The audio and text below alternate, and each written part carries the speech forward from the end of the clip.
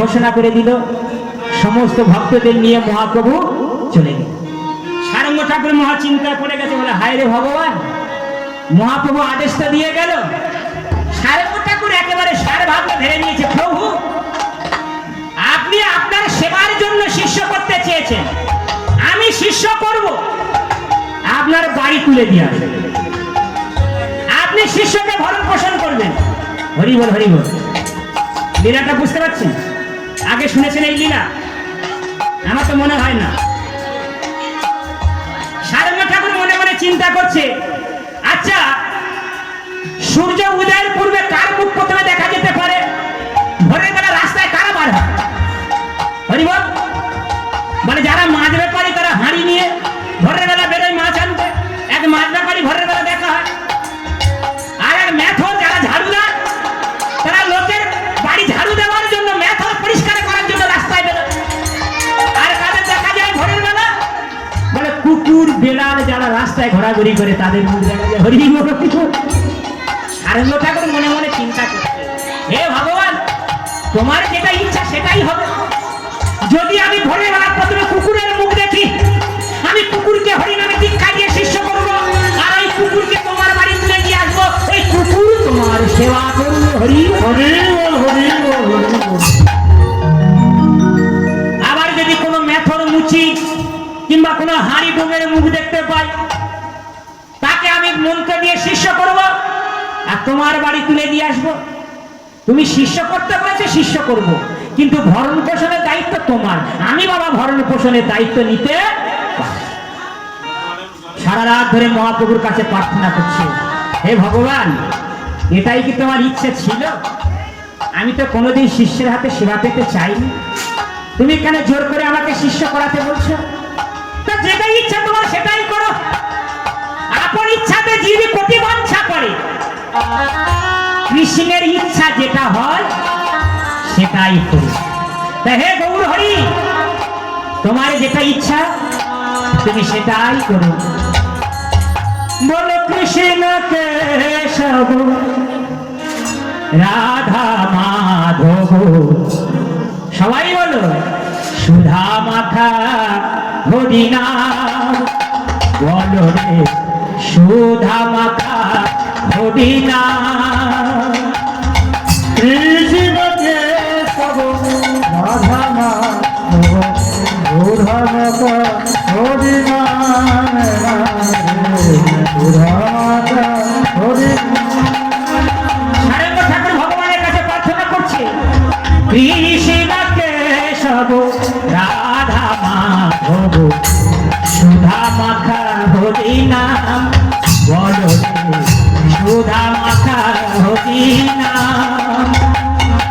কৃষ্ণ কেশব রাধা মাধব সুধা মাখা হরিনাম।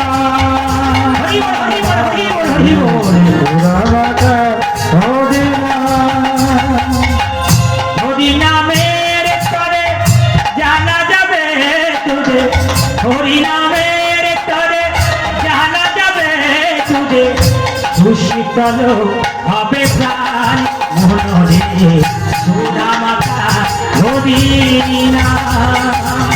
কৃষ্ণ কেশব রাধা মাধব আরে উলুধ্বনি হরি বল হরি বল। হরিনাম। সুধা মাখা হরিনাম। নামে ভজ নামে চিন্তা নামে করসার, নামে বিনা কলির জীবে গতি নাই যে আর। নামে ভজ নামে চিন্তা নামে কানসার। নামে বিনা গতি দিবে গতি নয়া। আর নামে ভজ নামে চিন্তা নামে করসার, নামে বিনা কলির জীবে গতি নাই যে আর। নামে ভজ নাম চিন্তা নামে কানসার। নামে বিনা কলি দিবে গতি নয়া। নামের গুণে জগাই মাধা, নামের গুণে জগাই মাধব।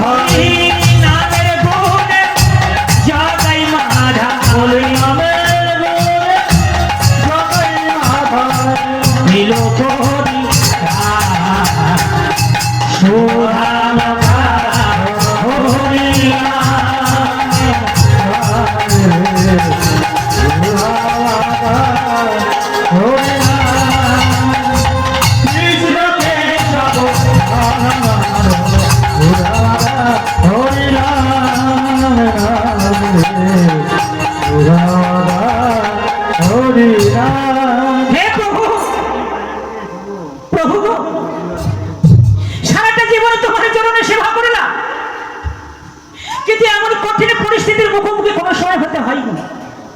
সারা রাত ধরে মহাপ্রভুকে ডাকছে। ভোর হয়ে গেছে। এবার ভোরের বেলা গঙ্গা স্নান করার জন্য সারঙ্গ ঠাকুর আমার সুরধনী গঙ্গার দিতে যাচ্ছে। গঙ্গার দিকে যাচ্ছে। তখন বাবা আকাশ পরিষ্কার হয়নি, অন্ধকার হয়ে আছে। তা সুরধনী গঙ্গার তটে গিয়ে তিনি গঙ্গার জলে নেমেছে। এই যে ভক্তরা হরিনাম কীর্তন করে, নামের যে কত শক্তি তার প্রমাণ এই লীলাতে আছে। নাম নামকারী বহুধা শক্তি সত্যার্পিত নিয়মিত স্মরণের কাল এতাদৃশি তব কৃপা ভগবান মাপি দুর্দৈবী কৃষ্ণ জাত রাগ। ভগবান বলেছেন আমার নামের মধ্যে আমি সর্বশক্তি অর্পণ করেছি। তাই নামের কত শক্তি সেটাই লীলাতে প্রমাণ করে। যেই নামে সেই কৃষ্ণ তারে ভজ নিষ্ঠা করি, ভজ নিষ্ঠা করি। নামের সহিত আছে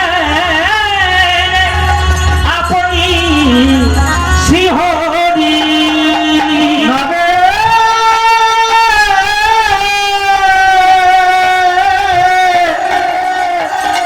নামের সহিত আছে আপন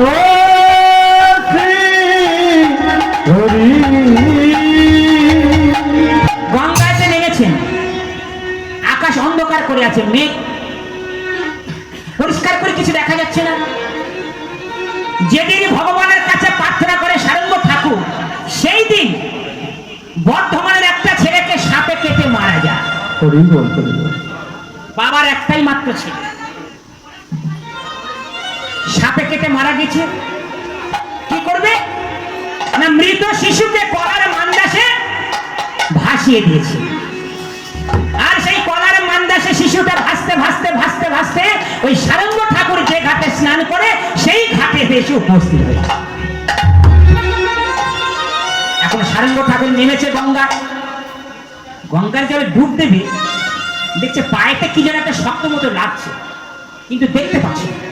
অন্ধকার করে আছে, ভালো করে দেখছে, বুঝতে পারছে না। এখন ওর হাত দিয়ে ওই শক্ত জায়গাটা দেখছে। দেখতে দেখতে একটা মানুষ যে আছে সেটা বুঝতে পারছে। তার গায়েতে পায়েতে সব জায়গায় হাত বুলাচ্ছে, মানে একটা মানুষ সেটা বোঝা যাচ্ছে। তখন তিনি করলেন, গঙ্গা স্নান করে ওই ছেলেটাকে কোলে করে তুলে উপরে নিয়ে, হে প্রভু তুমি তো বলেছিলে কালকে সূর্য উদয়ের পূর্বে যার মুখ দেখবি তার কানে মন্ত্র দিয়ে তাকে শিষ্য রূপে গ্রহণ করবি। তারপরে সেই বাচ্চাটাকে ডাকছে, ও খোকা, ওঠ বাবা, ওঠ, ও খোকা। এখন সাপে কেটে তো মারা গিয়েছে, সে কি আর সাড়া দেবে গো মা? হ্যাঁ, সাড়া দিচ্ছে না। এমন সময় মুখে হাত পড়েছে, দেখছে মুখেতে গেঁজা। বলে মুখে গেঁজা কি হয়েছে? তার মানে শিশুটা মারা গেছে। হে ভগবান, এটাই তোমার ইচ্ছে? তুমি পরীক্ষা করছো? হ্যাঁ, মৃত মানুষের দীক্ষা দেওয়া যায়? মৃত মানুষের কানে মন্ত্র দিলে কি সে প্রাণ ফিরে পাবে? হে ভগবান, তুমি তো শাস্ত্রে বলেছো নাম চিন্তামণি, হরিনামকে আশ্রয় করলে মৃত মানুষ প্রাণ ফিরে পায়। হরিনামকে আশ্রয় করলে মানুষ পাপ থেকে দূর হয়ে যায়। তুমি নিজের পরীক্ষা তুমি নিজেই করছো। এ তোমার কেমন লীলা প্রভু? বেশ বেশ, তোমার কথাই আমি রাখবো। ভগবান, তুমি ভগবান হতে পারো, কিন্তু ভক্ত যদি তোমার নয়নে জলে বুক ভাসিয়ে না ডাকে, এই জগতে ভগবান বলে তোমার কেউ চিনবে না। কি তুমি পরীক্ষা করছো ভগবান? তুমি জেনে রাখো, আমি যদি সারা জীবনে তোমার সেবা করে থাকি, আমি যদি তোমার এই দিব্য নাম, তোমার এই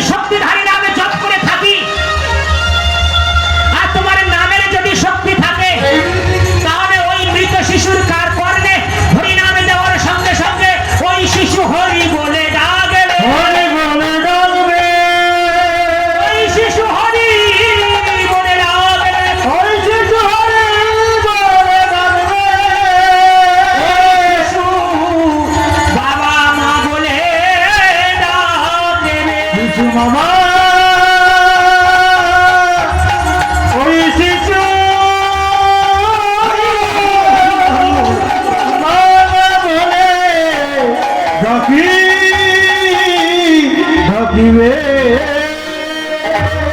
এই প্রসঙ্গে মীরাবাইয়ের একটা কথা মনে পড়ে গেল। মীরাবাই যিনি কলিযুগের রাধারানী, মীরা তিনি ভগবানের এত উত্তম ভক্ত ছিলেন। তিনি ভগবানকে বলছেন, হে ভগবান, তুমি হলে চন্দন, কিন্তু আমি হতে পারি পানি জল। চন্দন কত মূল্যবান মা, তাই না? চন্দনের কিলো কত করে? কত করে প্রভু? হ্যাঁ, 16,000। আর জলের লিটার কত করে? 10 টাকা। আমাদের দিকে 20 লিটার জল 10 টাকায় পাওয়া যায়। তার মানে 1 লিটার কত? 50 পয়সা। হে ভগবান, তুমি চন্দন মহামূল্যবান, কিন্তু হতে পারি আমি জল, তোমার কাছে তুচ্ছ, অতি নগণ্য। তথাপি হে ভগবান, চন্দনে আর জলে যদি মেলামেশা না হয়, চন্দনে আর জলের মধ্যে যদি ভালোবাসা না হয়, যত দামি চন্দন হও না কেন, তোমার গন্ধ কোনোদিন আর ঘুরবে। হরি হরি হরি হরি বল। তুমি চন্দন আমি পানি, তুমি চন্দন আমি পানি। প্রভুজি তুমি চন্দন আমি পানি। প্রভুজি তুমি চন্দন আমি পানি। जैसे अंगे अंगे बास हमारी, जैसे अंगे अंगे বাস আমার যখন চন্দনের জলের মধ্যে অঙ্গে অঙ্গে পরশ হয়, তখন চন্দনের গন্ধ নির্গত হয়, তাই না বাবা? जैसे अंगे अंगे बास हमारी, জয়ছে রঙে রঙে বাস আমারি। তুমি চন্দন আমি পানি। প্রভুজি তুমি চন্দন আমি পানি। প্রভুজি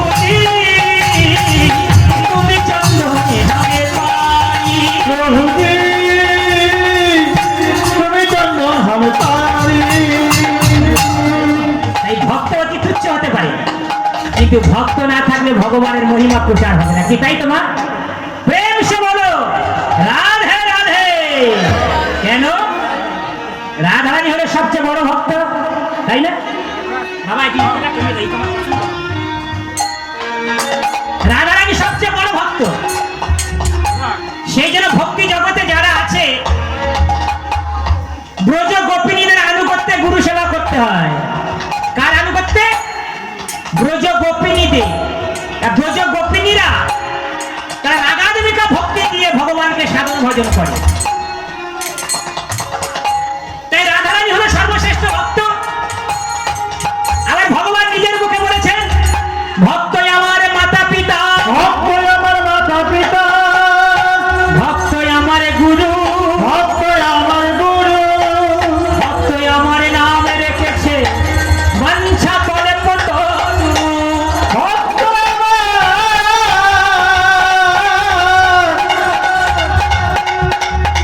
ভক্ত আমার গৌরে গেছে বংশা কল্প। ঠিক আছে ভগবান, তোমার যে ইচ্ছা তাই হবে। আমি মৃত শিশুর কানে কানে হরিনাম মন্ত্র দেব। হরি বল, তাই না? দীক্ষা পাওয়ার কালে শিষ্যরা কি করেছিল? হ্যাঁ, দীক্ষা কালে শিষ্য করে আত্মনিবেদন। শিষ্যের সমস্ত পাপ গুরুদেবে গ্রহণ করে নেন। সেই কালে গুরু তারে করে আত্মসমজ্ঞান, তাই না বাবা? তাই সারঙ্গ ঠাকুর তিনি বলছেন, ঠিক আছে প্রভু, তোমার যা ইচ্ছে তাই হোক। বলে মৃত শিশুটার কানে কানে হরিনামে মন্ত্র দিচ্ছেন, হরিনামে মন্ত্র দিয়ে দীক্ষা দিচ্ছেন। হরে কৃষ্ণ কৃষ্ণ কৃষ্ণ হরে হরে, হরে রাম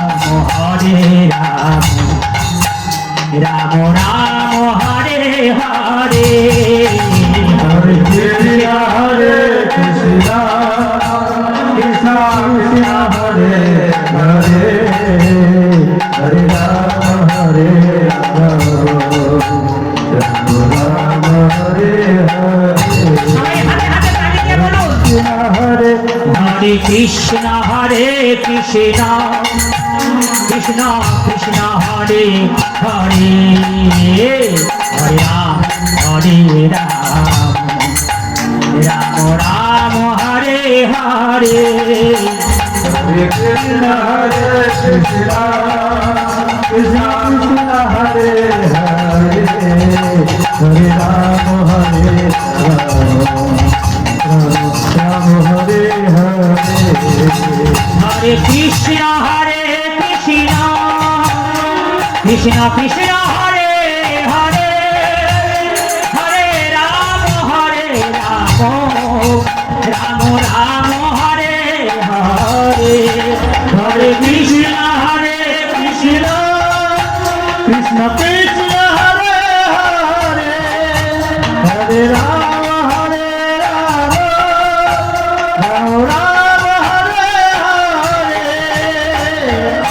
সবাই বলছেন তো না অনেকে ফাঁকি দিচ্ছে আমি দেখতে পাচ্ছি অফিসে কাজে গিয়ে ফাঁকি দিলে তবু মাপ আছে ব্যবসা করতে গিয়ে পাল্লাইতে খরিদ্দারে ফাঁকি দিলে তবু মাপ আছে কি ভগবানের ধামে এসে ভগবানের নাম শুনতে এসে ভগবানের নামে কানে যাওয়ার পরেও যদি সে নামে ফাঁকি দেয় বলে ওরে দুষ্টু ছেলে তো ইহ পরকালে দুকুলে খোয়ালি গোকুল খোয়ালি, সালে বজিনি গৌরাঙ্গের ভুলিনি গৌরাঙ্গের ভুলিনি, না শুনিনি সাধুরি কথা না শুনিনি সাধুর কথা। তো ইহ পরকালে দুকুলে খোয়ালি হাইলি লোচন মাধা হাইলি, হাইলি,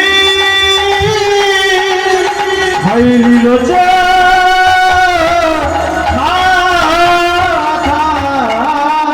এ জন্ম নয় এ জন্মের পরে আবার যে জন্ম পাবে জন্মে জন্মে সে ভগবানের থেকে অনেক দূরে থাকবে তাই সুযোগ যখন এসেছে গোল্ডেন চান্স তাই না বাবা হরিবল গোল্ডেন চান্স সঙ্গে সঙ্গে গ্রহণ করা উচিত সাধুর মুখে হরিনামে এই মাত্র চাই জগতে জিনিতে বস্তু আর কেউ নাই এই উপলব্ধি কার হবে সকলের উপলব্ধি আসবে না ফিলিংস এই কীর্তনটাকে অনেকে মেকি মনে করে কল্পনা বলে মনে করে বাবা রে হরিনাম হ্যাঁ ও আবার শেখার জন্য গুরু ধরতে হয় নাকি কি বলে হরিনাম তো রাত দিন হচ্ছে এই এক জায়গায় কীর্তন করতে গিয়েছিলাম তা বলছে বাবা এই মহাভারতের কথা রামায়ণের কথা তো ঠিকই সবসময় দেখি তাহলে ভালো গান দু চারটে গাও দেন বাবা মহাভারত রামায়ণ টিভি সবসময় দেখে আরে ভালো গান কি হরিনাম হচ্ছে ভালো গান কি আছে তো আমার জানা নেই হ্যাঁ বলে বাবা ওই অর্জুনের ছেলে পরীক্ষিতের সাপে কেটে মরে গিয়েছিল ও আবার কতবার শুনলো কি বললো অর্জুনের ছেলে পরীক্ষিত ঠিক বলেছে না ভুল বলেছে হ্যাঁ ভুল বলেছে না ঠিক বলেছে তাহলে অর্জুনের ছেলের নাম কি পরীক্ষিতের বাবার নাম কি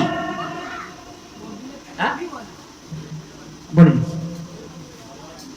টাকা দিয়ে কীর্তনিয়া এনেছে আমি সেখানে কীর্তন করার পর সন্ধ্যে আরতি করছি মানে আর ইয়ে ভোগের মালসা সাজাচ্ছি আর সেই কীর্তনিয়া আসলে দর্শকদের সামনে বলছে ভাগবত প্রথমে কে শুনিয়েছিলেন জানেন তা ভক্তরা তো বাবা চুপচুপ আছে ওরা আর কি জানবে ওদের যা বলবে তাই ওদের যদি মাসিকে বলে পিসি ওরা বলবে সেটাই পিসি ওদের যেটা বউকে বলে মাসি ওরা বলবে মাসি বলে ভাগবত প্রথমে কে বলেছিল জানেন ভাগবত প্রথম বলেছিল ভগবান কৃষ্ণ ব্রহ্মাকে ব্রহ্মা বলেছিল ব্যাসদেবকে ব্যাসদেব বলেছিল তার পুত্র সুখদেবকে এই পর্যন্ত ঠিক আছে সুখদেব বলেছিল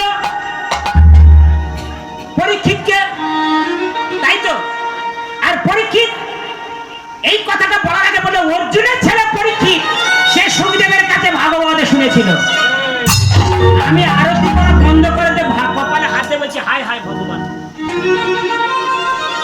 এদের জন্য আজকের সাধারণ মানুষ প্রকৃত জ্ঞানটা পায় না। ওরে বেটা ভুল বলবি তো একেবারে এমন ভুল বললি যে ভুলের কোনো মাপ হয় না। তার মানে কি ও বই পড়েনি, ও গুরু বিদ্যা এসে আসলে ঝেড়ে দিয়েছে। ও যে গুরুর কাছে শিখেছে সেও ভুল শিখেছে, একেও ভুল শিখেছে। যেমন বর্তমানে একটা অসুখ হরিনাম করে বেড়াচ্ছে সব জায়গায়, কখনো এমন এমন কথা ভিডিও করে পাঠাচ্ছে যে কথা শুনলে পার মাথা থেকে পর্যন্ত লোম সব খারাপ হয়ে যায়। এইসব অসুররা হরিনামের নামে কুশিক্ষা প্রচার করছে। সাধারণ মানুষ তাদের কোনো দোষ নেই, তাদেরকে যেটা বলছে তারা বলছে হ্যাঁ এটা। এবারে আপনি যদি বলেন যে পরীক্ষিতের বাবার নাম কি অর্জুনের ছেলে অভিমন্যু, অভিমন্যুর ছেলে পরীক্ষিত, আপনি যদি বলেন বলে হ্যাঁ দুই দিন সাধু হয়ে পড়া শিখে গেছে, কালকে ওই পাড়ায় হরিনামে পড়েছে অর্জুনের ছেলে পরীক্ষিত, ওই এখন বলে অর্জুনের ছেলে অভিমন্যু, দুই দিন সাধু হয়ে অনেক কিছু শিখে গেছে। আমি এ প্রশ্নের কি উত্তর দেবেন? আপনি শাস্ত্র ভাগবত ধরে কথা বলে শিক্ষা দিচ্ছেন, আর ওই যে কুশিক্ষার যে কীর্তনিয়ারা কুশিক্ষা দিয়ে গেছে সমাজে, তারা বলছে অর্জুনের ছেলে নাকি পরীক্ষিত। আমি মনে মনে ভাবছি বাবারে তুই যদি আসলে না থাকছিস তোর ব্যবস্থা আমি করে থাকতাম। এই হলো শিক্ষা। প্রকৃত শিক্ষার মর্যাদা দেয় না। প্রকৃত শিক্ষা যদি গ্রহণ করতে হয় সাধুদের কাছে যেতে হবে। সাধুরা শাস্ত্রের বাইরে কোনো কথা বলেন। তাই সারঙ্গ ঠাকুর তিনি মনে মনে চিন্তা করে হে ভগবান তোমার ইচ্ছে যা হয় তাই হয়। কানে কানে ওই মৃত শিশুর কানে হরিনামের মন্ত্র দিলেন। যেই না হরিনামের মন্ত্র পেয়েছে, এই হলো নামের মাহাত্ম্য, এই হলো নামের শক্তি। হরিনামের ধ্বনি যখন ওই মৃত শিশুর দুই কর্ণ দিয়ে দিব্য জ্ঞানে কোথায় থাকে, দিব্য জ্ঞানের হৃদয় প্রকাশিত, দুই কর্ণ দিয়ে যখন হরিনামের হৃদয়ের মধ্যে আসছে, তখন ওই মৃত সঞ্জীবনী মহৌষধি পেয়ে ওই মৃত শিশু তখন পাশ ফিরেছে। পাশ ফিরে বলছে বাবা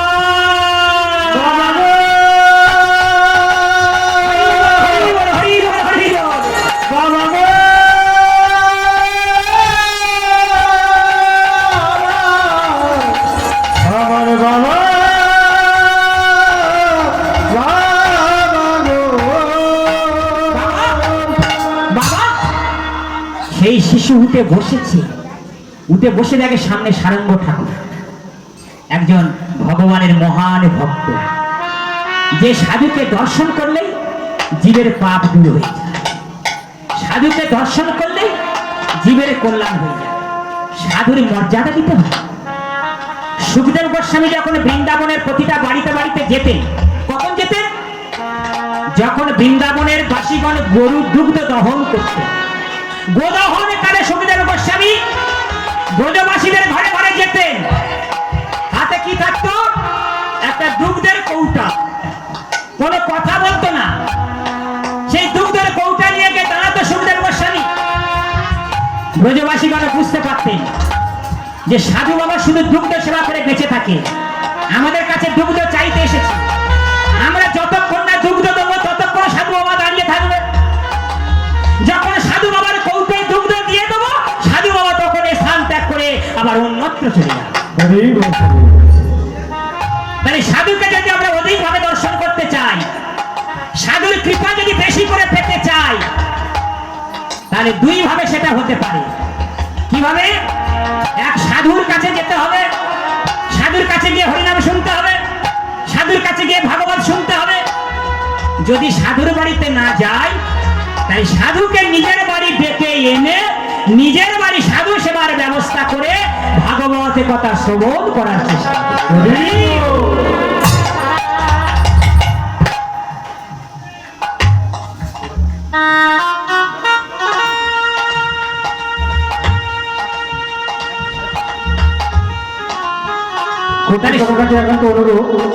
পরবর্তী দপ্তরের জন্য আপনাকে অনুরোধ করছি।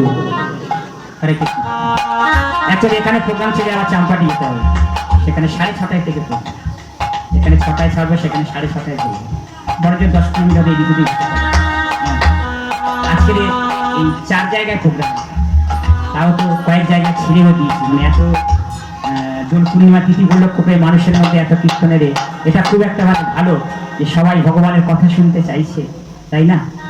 সবাই মিলে বলুন, বাহু তুলে বলুন, হরি বল হরি বল, হরি বল হরি বল, হরি বল হরি বল, হরি বল হরি বল, হরি বল হরি বল, হরি বল হরি বল, হরি বল হরি বল, হরি বল হরি বল। আরে আপনি হরি বলুন, হরি বল হরি বল, হরি বল হরি বল, বল হরি বল, বল হরি বল, হরি বল হরি বল, হরি বল হরি বল, হরি বল হরি বল, হরি বল হরি বল। নিত্যানন্দের বল।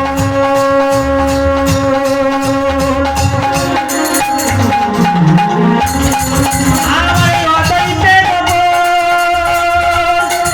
আমার গদাধরের বল, আমার শিবাসের বল। হরি বল হরি বল, হরি বল হরি বল, হরি বল হরি বল, বলুন হরি হরি হরি হরি বল। হরি বল হরি বল, হরি বল হরি বল, হরি বল হরি বল। আমার নিত্যানন্দের বল, অদ্বৈতের বল, গদাধরের বল, শিবাসের বল। হরি বল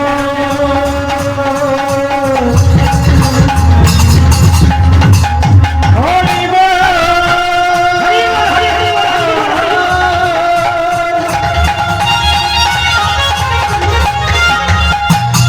হরি বল। হরি বল